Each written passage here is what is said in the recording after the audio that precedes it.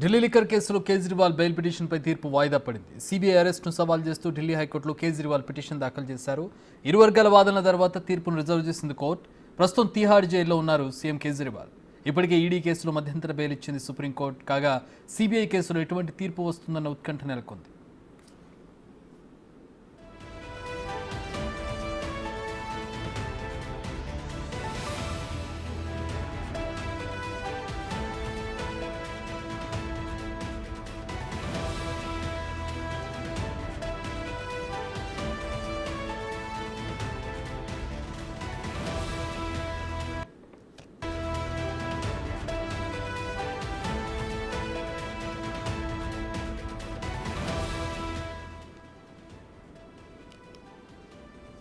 Delhi liquor కేసులో Kejriwal bail పిటిషన్పై తీర్పు వాయిదా పడింది. సిబిఐ అరెస్టుకు సంబంధించి ఢిల్లీ హైకోర్టులో కేజ్రీవాల్ పిటిషన్ దాఖలు చేశారు. ఇరు వర్గాల వాదనల తర్వాత తీర్పును కోర్టు రిజర్వ్ చేసింది.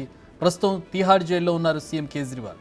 ఈడీ కేసులో మధ్యంతర బెయిల్ వచ్చింది కానీ సిబిఐ కేసులో రాలేదు. సో సిబిఐ కేసులో ఆయన ప్రస్తుతం బెయిల్ అప్పీల్ చేశారు. దానికి ఎటువంటి తీర్పు వస్తుందనే దాని మీద ప్రస్తుతం ఉత్కంఠ నెలకొంది.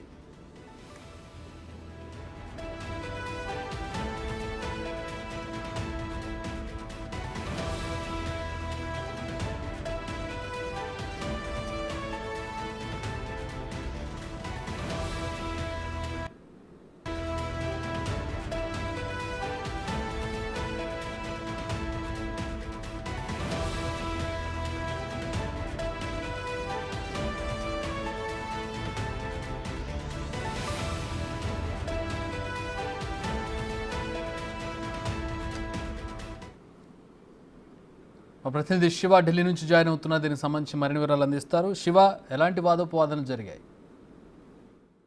చక్రి, ఢిల్లీ లిక్కర్ పాలసీ కేసులో అరెస్ట్ అయిన సీఎం అరవింద్ కేజ్రీవాల్ తన అరెస్ట్ ను సవాల్ చేస్తూ సిబిఐ ఏదైతే అరెస్ట్ చేసిందో, ఒకవైపు ఈడీ జ్యుడిషియల్ కస్టడీలో ఉండగానే సిబిఐ అరెస్ట్ చేసిన నేపథ్యంలో అరెస్ట్ ను సవాల్ చేస్తూ ఢిల్లీ హైకోర్టులో పిటిషన్ దాఖలు చేస్తారు. దాంతో పాటు ఢిల్లీ హైకోర్టులో సిబిఐ కేసులో కూడా బెయిల్ పిటిషన్ దాఖలు చేసిన నేపథ్యంలో రెండింటిలో కూడా వాదనలు ప్రతివాదనలు జరిగాయి.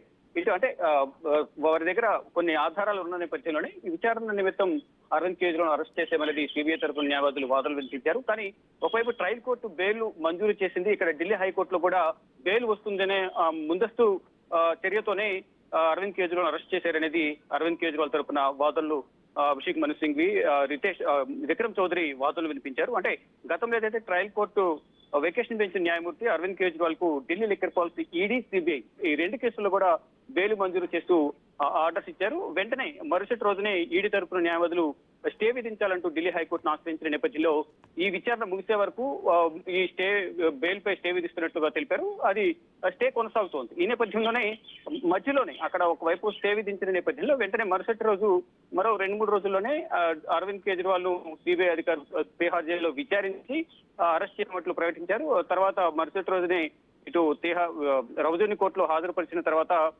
కస్టడీ ఇవ్వాలని కోరిన నేపథ్యంలో అరవింద్ కేజ్రీవాల్ 3 రోజుల సిబిఐ కస్టడీకి ఇచ్చారు. ఆ తర్వాత 14 రోజుల జ్యుడిషియల్ కస్టడీ విధించారు. అక్కడ నుంచి తిహార్ జైలుకి తరలించారు. ఇక్కడ రెండు కేసులు కూడా ఇటు ఈడీ, సిబిఐ కేసుల్లో కూడా అరవింద్ కేజ్రీవాల్ అరెస్ట్ అయిన నేపథ్యంలో ఇటు అరవింద్ కేజ్రీవాల్ కు సంబంధించి సిబిఐ అంటే గతంలో ఏదైతే ట్రయల్ కోర్టు తీర్పును వెలువరించిందో బెయిల్ మంజూరు చేస్తూ దానిపై స్టే విధించాలంటూ ఢిల్లీ హైకోర్టును ఆశ్రయించారు.